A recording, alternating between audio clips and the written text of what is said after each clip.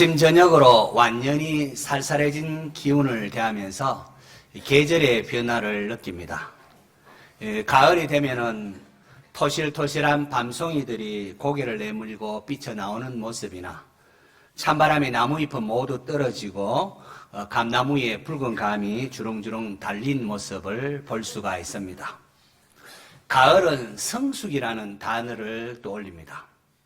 잘 익은 이러한 열매들을 볼 때에 우리는 이러한 열매가 맺힐 때까지 또 이렇게 연걸기까지 따가운 햇빛이나 또 쏟아지는 빗물과 같은 계절의 흐름 속에 기다림이 필요했음을 압니다. 성도 여러분, 우리의 내면 역시 아름답게 성숙하기 위해서는 여러 가지 힘겨운 일들을 겪으면서 오랜 세월의 기다림이 또한 필요한 것 아니겠습니까? 요한복음은 예수님께서 이 땅에 행하신 많은 기적들 가운데 그 중에 7개를 선별해서 예수님이 누구신가를 계시하는 표적으로 기록하고 있습니다. 오늘은 그 중에 6번째 표적으로 초막절을 배경으로 예수님께서 날 때부터 맹인된 사람의 눈을 밝혀준 것을 다루고 있습니다. 말씀을 상고할 때 하나님께서 말씀을 듣는 여러분의 심령에 예수님이 누구신가 계시해 주시고 아름다운 성령의 열매를 맺게 해 주시기를 축원합니다. 여러분, 우리가 볼 수 있다는 게 얼마나 큰 은혜입니까? 얼마나 큰 복입니까? 아마 하루만 눈을 가리도, 아니 1시간만 눈을 가리고 생활한다고 해도 얼마나 불편하고 힘이 들겠습니까? 태어날 때부터 평생 맹인으로 살아온 사람, 얼마나 그 삶이 힘겹고 어려웠을까요? 그리고 날 때부터 보지 못하는 이런 자식을 둔 부모의 마음은 또한 어떠하겠습니까? 사람들은 이러한 것을 보면은 도대체 내가 뭐 그리 잘못했다고 이런 어려움을 갖고 태어났단 말인가? 하필이면 왜 내 자식이 이런 어려움을 겪는가? 불교의 윤회사상에 젖은 사람은 전생에 내가 무슨 죄가 많아서 이런 꼴을 당하는가 등등의 하소연과 불평을 할 것입니다. 예수님을 따랐던 제자들도 다르지 않았습니다. 길을 가다가 태어날 때부터 앞을 보지 못하는 맹인을 보고는 그들이 말합니다. 라삐어, 이 사람이 맹인으로 난 것은 누구의 죄 때문입니까? 자기 때문입니까? 그의 부모 때문입니까? 물었습니다. 그때 예수님께서 이 사람이나 그 부모의 죄로 인한 것이 아니라 그에게서 하나님이 하시는 일을 나타내고자 하심이라고 하셨습니다. 때로는 우리가 죄로 인하여 하나님의 심판이나 징계를 받을 경우도 있습니다. 주님께서 명절에 베데스다 못가 있던 38년 된 병자를 고쳐주셨습니다. 그리고 얼마 후에 그 사람을 다시 만나고는 이런 말씀을 하십니다. 보라, 내가 나았으니 더 심한 것이 생기지 않게 다시는 죄를 범하지 말라. 다시 더 심한 게 생기지 않도록 죄를 범하지 말라. 그렇게 하십니다. 하지만 모든 고난이 그런 것은 아닙니다. 욥이 당한 고난을 보십시오. 욥이 어려움을 당하자 친구들이 욥을 위로한다고 왔다가 욥이 당하는 고난을 보면서 네가 이런 죄진 거, 이런 고통 당하는 것, 죄가 있으니까 이런 고통 당하는 것 아니냐라고 정죄를 하고 비난을 했습니다. 하지만 하나님께서 오히려 욥을 변론하시며 욥을 정죄했던 친구들을 책망을 하셨습니다. 명백한 죄를 지은 경우에는 회개를 권고할 수 있지만은 그렇지 않는 대부분의 경우는 고난받는 사람을 위로하고 하나님의 사랑을 확신시키도록 그렇게 해야 합니다. 그럴 수 있길 바랍니다. 죄짓어서 그렇다 그렇게 정죄하고 하면 안 됩니다. 예수님께서 길 가실 때에 태어날 때부터 맹인된 사람을 향하여 이 사람이나 그 부모가 죄짓어서 그런 것이 아니라 그에게서 하나님이 하시는 일을 나타내고자 하심이라고 하셨습니다. 하나님이 하시는 일을 나타내고자 하심이라. 이 말씀이 우리의 삶을 새롭게 할 수 있기를 바랍니다. 어떤 어려움, 문제를 만나면 하필이면 왜 나에게 이런 어려움이 있단 말인가? 불평하거나 우리가 원망하기를 잘합니다. 그러나 주님께서는 그런 것보다도 그 문제를 통하여 하나님께서 하시고자 하는 일이 있음을 우리에게 가르쳐 주십니다. 인생의 여러 가지 고난이나 문제에 직면했을 때에 우리는 이것을 통하여 하나님이 이것을 통하여 하시고자 하는 일이 무엇인가 생각할 수 있는 성도 되시기 바랍니다. 많은 사람이 자신의 불행한 환경이나 여건으로 인하여 부모를 잘못 만났다, 부모 때문에 이렇다, 부모를 원망하거나 또는 하나님과 세상을 정오하면서 살아갑니다. 하지만 예수님께서는 맹인을 보실 때 누구의 잘못이냐를 따지지 아니하시고 그에게서 하나님께서 하시고자 하는 일이 무엇인가를 말씀하셨습니다. 맹인으로 태어난 것이 오히려 하나님의 영광을 위하여 사용될 수 있다는 것을 말씀하십니다. 사람들이 보기에는 불행한 요건처럼 보이지만은 오히려 이것을 인하여 내가 예수님 믿게 되고 주님을 찾게 되고 하나님을 전적으로 의지하게 하는 은혜의 수단이 될 수 있다는 겁니다. 역대상, 성경의 역대상 4장에 보면은 야베스라는 인물이 나옵니다. 그는 태어날 때에 어머니에 의하여 내가 참 수고로 낳았다 하면서 아이의 이름을 슬프게 하다, 괴롭게 하다 이런 의미가 담긴 야베스라 이름을 지었습니다. 좋지 못한 환경과 여건 가운데 태어났다는 거죠. 하지만 야베스는 자기에게 주어진 그 어려운 환경으로 인하여 좌절하거나 낙심하지 아니하고 오히려 하나님께 기도하는 사람이 되었습니다. 하나님, 제게 복의 복을 주셔서 나의 지경을 넓혀주시고 나라가 영향력 있는 사람 되게 하시고 주의 손으로 나를 도우사 환난을 벗어나 근심이 없게 하옵소서라고 기도했습니다. 야베스가 이렇게 하나님 앞에 기도했을 때 하나님께서는 이 야베스를 그의 모든 형제보다도 귀중한 자가 되게 하셨습니다. 내게 있는 연약함과 고난이 있습니까? 여러분, 그것이 내게 있는 어려움, 고난 이게 있다. 그것이 오늘 본문에 나오는 태어날 때부터 앞을 보지 못하는 맹인보다 여러분 가진 문제가 더 큰 문제입니까? 나의 고난, 나의 연약함이 누구 때문이다 할 필요가 없다는 겁니다. 낙심할 필요도 없습니다. 이것을 통하여 하나님이 하신 일을 나타내고자 한다는 사실을 알게 된다면 오히려 감사할 조건이 될 수가 있습니다. 사도 바울 보십시오. 한때 육체의 가시로 인하여 힘들어했습니다. 육체의 가시가 안질인지 간질병인지 알 수 없습니다. 이게 너무 불편하고 또 사람들 보기도 그렇고 복음 전하는 자답지도 못하고 이게 너무 힘들었습니다. 그래서 그걸 가지고 3번이나 하나님께 간절히 기도했습니다. 유대인들이 통상 한번 기도하면 40일을 작정해서 기도하는데 3번이나 그렇게 했다고 하니까 얼마나 간절히 기도했겠습니까? 그런데 하나님께서 그에게 가르쳐 주셨습니다. 바울은 깨닫습니다. 내게 있는 약점이 오히려 하나님의 은혜를 내게 머물게 하는 은혜의 방편, 안전장치구나라는 사실을 깨닫습니다. 그것을 깨닫고는, 그걸 깨닫고 나니까 도리어 감사하는 마음이 생겼습니다. 자신의 약한 것을 이제는 자랑할 수 있는 그런 자유와 여유로움이 생겼습니다. 믿는 자에게는 나의 약함이 오히려 하나님의 은혜를 드러내는 수단이 될 수가 있습니다. 그러기 위하여 우리는 빛 대신 주님의 손에 붙잡힌 바 되고 주님의 말씀에 순종하는 자가 되어야 합니다. 태어나면서부터 보지 못하는 사람을 향하여 주님은 자신이 세상의 빛이라는 것을 계시하십니다. 어떻게 하는 거 보니까 예수님께서 땅에 침을 뱉으시는 진흙을 이렇게 어기시더니만은 이걸 맹인의 눈에 바릅니다. 그리고는 실로암 못에 가서 씻으라라고 하십니다. 침으로 이렇게 해서 침에서 진흙으로 이렇게 이기는 장면. 마침 흙으로 하나님이 사람을 지으시는 장면을 연상케 하지 않습니까? 아담을 창조하셨던 그 조물주의 동일한 손길이 맹인의 눈에 닿았습니다. 여러분, 예수님께서 왜 맹인으로 하여금 침으로 진흙을 바르고 눈에 이렇게 바르고는 실로암에 가서 씻으라 말씀하셨을까요? 예수님의 침에 무슨 효소가 있고 흙에 무슨 효소가 있기 때문일까요? 실라암 못에 남이 알지 못하는 신비한 어떤 치유의 능력이 있었기 때문일까요?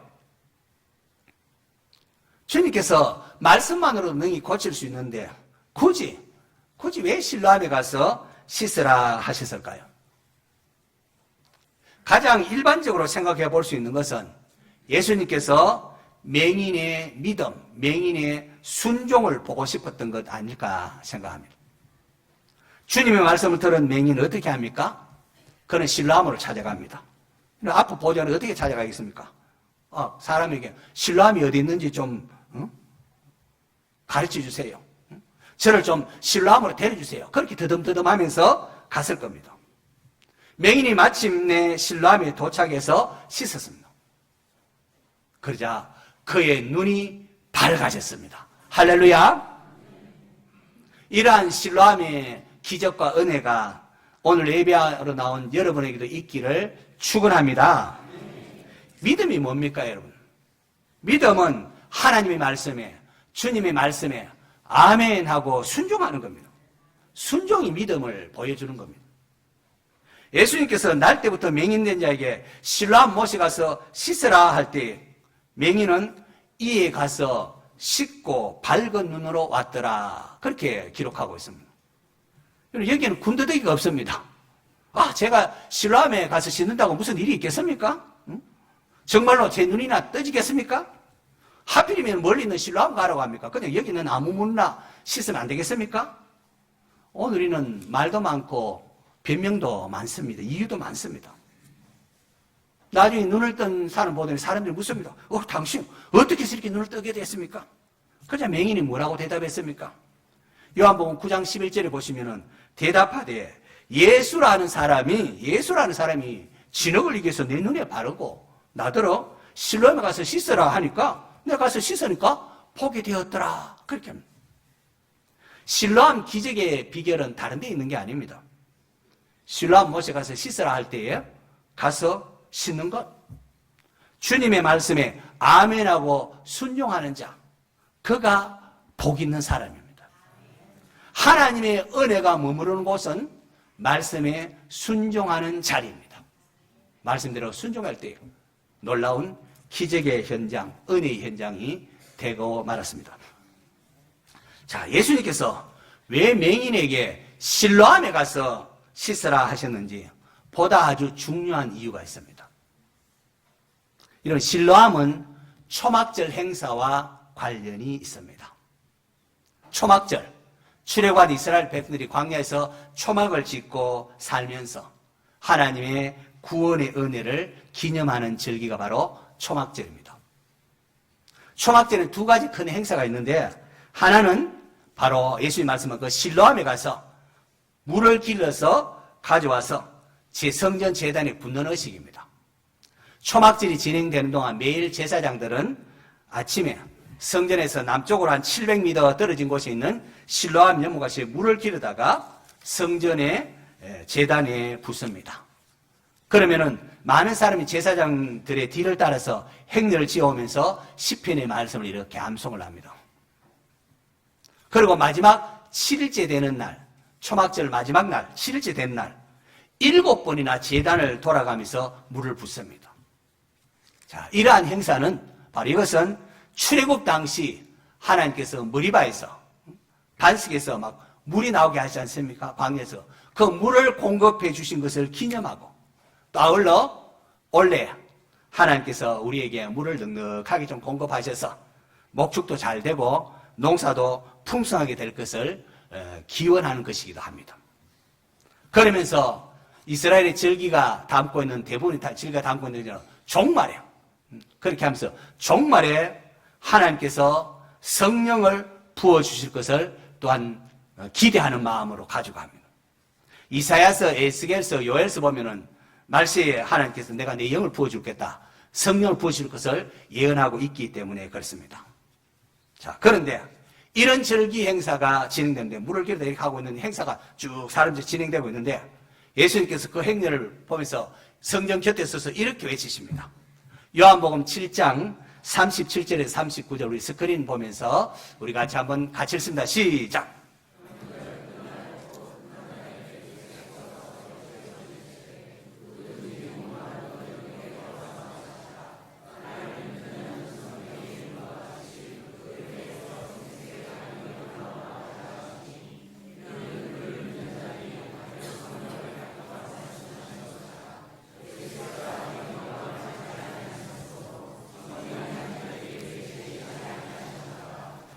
명절 끝날, 여기 명절은 초막절입니다. 초막절 마지막 날. 예수께서 서서 외치시되 누구든지 목마르거든 어디로 오라고요? 내게로 와서 마시라. 나를 믿는 자는 성경에 이런 것과 같이 그 배에서 생수의 강이 흘러나오리라 하셨는데, 이는 그를 믿는 자들이 받을 무엇을 말합니다? 성령을 가리켜 말씀하신 것이라. 그러면서 그걸 좀 더 구체적으로 설명해 줍니다. 예수께서 아직 영광을 받지 아니하셨으므로 이 영광 받는 것은 인자가 영광을 얻을 때가 왔도다 하는 이게 뭔가니까 예수님께서 십자가에 높이 달리시는 것만. 예수께서 아직 영광을 받지 아니하셨으므로 성령이 아직 그들에게 계시지 아니하시더라. 예수님 십자가에서 우리 죄를 대신 담당해 높이 달리심으로 말미암아 우리에게 성령을 부어주시게 되는 것을 말하고 있습니다. 이런 실로암에 물을 기르다가 성전 제단에 부으면서 백성들은 마지막 날 종말에 마지막 때가 되면 하나님께서 성령을 부어주시라고 말씀하셨는데 하면서 그걸 기대하면서 이렇게 절기 행사가 진행되고 있는데요. 그때 예수님께서는 옆에 서서 누구든지 목마르거든 내게로 와서 마시라. 나를 믿는 자는 성경에 이런 같이 겁에서 생수의 강이 흘러나오리라고 말씀합니다. 무엇을 뜻하겠습니까? 예수님 자신이 바로 너희들이 기다리던 종말에 성령을 부어주시는 자이심을 계시한 것입니다. 누구든지 목마르거든 저기 실로암으로 갈 것이 아니라, 또 실로암 물을 끼러와서 예루살렘 성전 제단에 분대 그 성전으로 갈 것이 아니라, 실로암 연못이나 예루살렘 성전이 아니라 바로 예수님께로 나오라는 겁니다. 내게 와서 생수를 마시라. 그 뒤에 하는 것은 그림자고 진짜는 예수님이시라는 겁니다. 예수님이 바로 실로암이 상징하고 있는 바로 그분이시고, 예수님이 바로 성전이 상징하고 있는 진짜 성전이라는 겁니다. 자, 출애굽에 또 한 가지 행사가 있는데, 그것은 초막절 마지막 날에 여인들이 성전들에 횃불을 밝히는 그런 행사를 합니다. 여인들이 막 불을 이렇게 밝힙니다. 출애굽 당시 하나님께서 불기둥과 구름기둥으로 그를 인도하시고, 또 시내산에서 하나님이 영광의 강체 가운데 이스라엘 백성들에게 율법을 주시지 않습니까? 그 율법 받은 것을 기념하면서 성전의 횃불을 이렇게 밝힙니다. 뜰에 횃불을 밝힙니다. 그러면서 또한 종말에 앞으로 하나님께서 마지막 날에 하나님의 계시가 이루어지고 암흑과 혼돈의 세계에 하나님을 아는 지식으로 가득하게 할 것을 또 기대하면서 그렇게 합니다. 예수님께서 초막절날 누구든지 목마르거든 내게로 와서 마시라. 나를 믿는 자는 그 배에서 생수의 강이 흘러넘치리라 라고 했을 때에 사람들 사이에 율법 논쟁이 벌어집니다. 어떤 사람은 야 참으로 저분이 오실 그 선자가 아니냐, 오병이을 기적을 베풀 때 모세처럼 바로 오실 우리가 기다리는 그 선자가 아니냐, 그렇게 하지 않습니까? 아 저분이 그 선자가 아니냐라고 해요. 그러자 바리새인들 또 서기관들은 그리스도가 어찌 갈릴리에서 나오겠느냐 하면서 율법을 알지 못하는 자들은 이 무리는 저주를 받은 자로다 하면서 율법에 대해서 말씀합니다. 이 율법 논쟁이 벌어집니다. 특히 8장으로 넘어오면서 이거는 후대에 삽입된 것으로 보이는 내용이 거기에 이렇게 표시로 되어 있지 않습니까? 예, 끝에 표시로 이렇게 해서 후대에게 사본학적으로 이게 오래된 사본이 없는데 후대에 삽입된 것처럼 보이는데, 거기 보면은 서기관들과 바리새인들이 음행하는 여인을 잡고 와서는 모세는 율법에 이러한 여자를 돌로 치라 명했는데 예수 선생 당신은 어떻게 말하겠습니까? 하면서 누구 앞에 뭐 한다고요? 예수님 앞에 지금 율법을 가지고 따지고 있습니다. 그때 예수님은 몸을 굽혀서 손가락으로 땅에 무엇을 하십니다. 손가락 못 쓴다. 이게 어떤 상징적인 행위죠. 저는 이 상징적인 행위가 내가 율법을 쓴 사람이다. 그걸 상징하는 거라고 저는 봅니다. 상징하고는 그러더니만은 자꾸 모르니까 서다가 일어서서 너희 중에 죄 없는 자가 먼저 돌로 치라 하고는 계속해서 상징적인 몸을 굽혀 손을 쓰는 장면을 보입니다. 너희 중에 죄 없는 자가 먼저 돌로 치라. 이것을 통하여 예수님은 그들에게 율법의 참된 의미를 밝혀주셨습니다. 율법은 남을 정죄하고 그렇게 하라고 준 게 아니라는 거죠. 내가 죄인임을 알고 회개하고 또 서로 사랑하러 주신 것. 그리고 난 후에 예수님께서 하신 말씀이 있어요. 율법의 참뜻을 밝혀주시면서 예수님께서 하신 말씀이 있는데 요한복음 8장 12절 또 스크린 보면서 같이 읽습니다. 시작.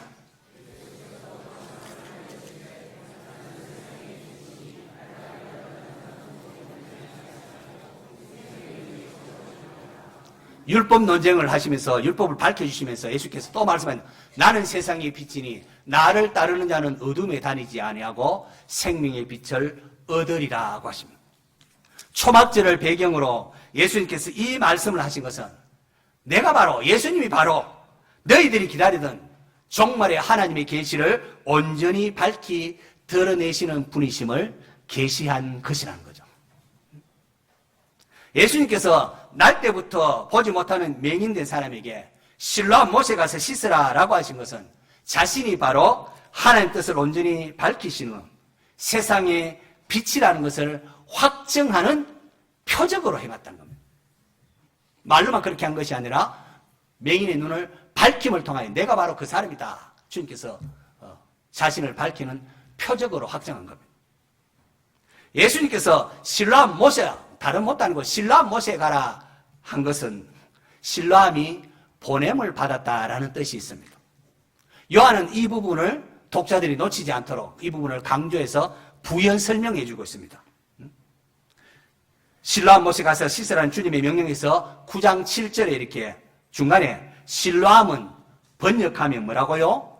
보냄을 받았다는 뜻이라고 그렇게 부연해서 설명까지 하고 있습니다. 보냄을 받았다. 이것은 요한복음 독자로 하여금 즉각적으로 보냄을 받은 자 예수님을 떠오르게 합니다. 오늘 본문 9장 4절에 보면은 때가 아직 낮음에 나를 보내신 이의 일을 하여야 할지니. 예수님께서 이 땅에서 살아계신 동안 때가 아직 나를 보내신 이의 일을 해야 된다. 해야 된다. 대의 강조가 됩니다. 예수님께서 나를 보내신 이 일을 했네. 예수님께서 하나님께서 보내신 분이시라는 것을 분명히 거기서 말하고 있습니다. 자, 그렇습니다. 예수님이야말로 진짜로 맹인이 가서 눈을 밝히 뜨게 되는 그 실로암이 가르치는 진짜 하나님의 보내심을 받은 자라는 것. 예수님이 바로 이 모든 초막절을 완성하시는 분이시라는 겁니다. 성취하시는 분. 맹인의 눈을 뜨게 한 사건은 바로 이것을 세상에 알리는 표적입니다. 자, 그렇다면 오늘 우리가 가야 할 실로암이 어디겠습니까? 비행기 타고 이스라엘에 가서 그 실로암을 우리가 가겠습니까? 실로암은 보냄을 받았다는 뜻이 있다고 했는데 예수님, 바로 그분이 우리가 찾아가야 하고 만나야 할 분이십니다. 예수님이 바로 진짜로 우리가 찾아가야 할 실로암이시고 예수님이 바로 성령을 부어주시는 분이십니다. 하나님의 뜻을 온전히 계시해 주시는 세상의 빛으로 이 땅에 오신 주님이십니다. 할렐루야. 사랑하는 성도 여러분, 예수님은 세상의 빛으로 오신 하나님의 아들입니다. 빠른 세월의 흐름 속에 빛이 없으면 우리가 어둠 속에서 방황하는 세상을 살 수밖에 없습니다. 어디가 어딘지도 모르고 그렇게 살아가게 됩니다. 여러분, 지륵 같은 어둠에 배들이 깜깜한 갈바를 알지 못했을 때 등대에서 비쳐나오는 한 줄기의 빛은 그야말로 생명줄 같은 것 아니겠습니까? 예수님께서는 어디가 길인지 알지 못하는 맹인된 우리 인생에게 나아가야 할 길을 비춰주시는 생명의 빛이십니다. 절망에 빠진 분 있습니까? 여러 가지 고난 가운데 어려움 속에 하소연하고 있는 분 있습니까? 여기 빛이 있습니다. 예수님을 믿으십시오. 예수님을 나의 주인으로, 내 삶의 주인으로 인정하고 그분께 도우심을 구하십시오. 그리하면은 주님께서 여러분을 인도해 주실 겁니다. 주님을 따르는 자는 어둠에 다니지 않고 생명의 빛을 얻습니다. 오늘 본문의 맹인 보십시오. 그는 주님의 말씀에 순종해서 실로암 못에 가서 씻음으로 밝은 광명을 찾았습니다. 내 삶에 문제가 있습니까? 고난이나 약함이 있습니까? 누구 때문이나 원망하거나 좌절하지 마십시오. 바로 이것을 통하여 하나님께서 하시고자 하는 것이 무엇일까 생각할 수 있는 성도가 되시기 바랍니다. 그리고 주님의 말씀에 순종하시기 바랍니다. 주님의 말씀에 순종할 때에 참된 자유가 주어집니다. 진리를 알지니 진리가 너희를 자유케 하라. 이건 순종한 사람이 안다는 겁니다. 주님의 말씀에 순종할 때에 성령의 아름다운 열매를 맺을 수가 있습니다. 우리 모두 빛 대신 주님의 말씀에 순종함으로 실로암의 은혜와 이적을 경험하고 이웃들에게도 복음을 전하는 성도가 될 수 있기를 축원합니다.